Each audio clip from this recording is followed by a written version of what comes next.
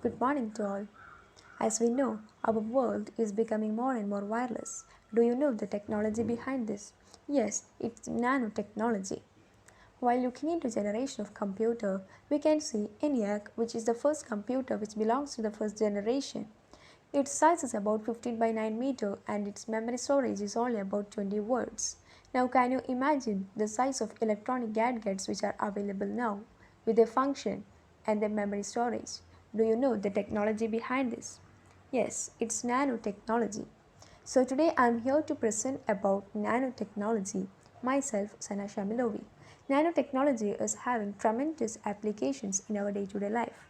The term nanotechnology was used for the first time by Richard Feynman in 1959 in his article There is Plenty of Room Left at the Bottom.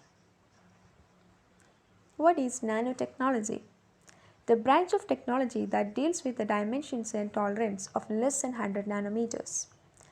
1 nanometer is equivalent to 1 billionth of a meter. Nanomaterial. These are the materials containing nanocrystals with their grain size in between 1 to 100 nanometer range. There are so many examples for nanomaterials from nature itself. Our human hair, it's about 100,000 nanometer. Coronavirus, its size can vary from 50 to 200 nanometer and average of about 120 nanometer. Liposome and dendrimer, these are the two important tissue engineering scaffold materials. Fullerene, carbon nanotube and graphene. These are allotropes of carbon. Fullerenes are molecules of carbon atoms with hollow shapes. Their structures are based on hexagonal rings of carbon atoms joined by covalent bonds. The main two examples are Buckminster fullerene and nanotubes. Now looking into graphene. Graphene is the thinnest material. It's just one atom thick.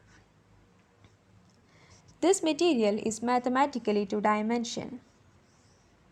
It has the same carbon structure as the graphite you use every day when you draw or write with your pencil. Graphene is incredibly stretching. It can stretch as much as 25% of its length, even harder than diamond. Graphene expands on cooling and shrinks when heat. There is no more material with this quality. The most impermeable material discovered so far. Graphene has huge potential and graphene is highly flexible also.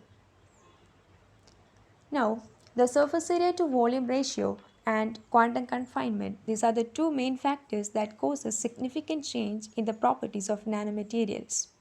You can see surface area to volume ratio for a cube is equal to 6 by A, which shows surface area to volume ratio is inversely proportional to its size. As particle size decreases, a greater portion of atoms are found on the surface compared to those inside. Quantum confinement. It is the change of electronic and optical properties when the material sample is of sufficiently small size, typically 10 nanometer or less. What is carbon nanotube? The nanotubes have been constructed with length to diameter of about 132 million. A carbon nanotube is a cylindrical rolled up sheet of graphene, mostly closed at the ends. The rolled structure is a single molecule nanotube is made of hexagonal network structure of covalently bonded carbon atoms. It can be of single walled and multi-walled carbon nanotubes. Now we can see armchair carbon nanotube. These are achiral in nature. That is, their mirror images are similar as the original structure.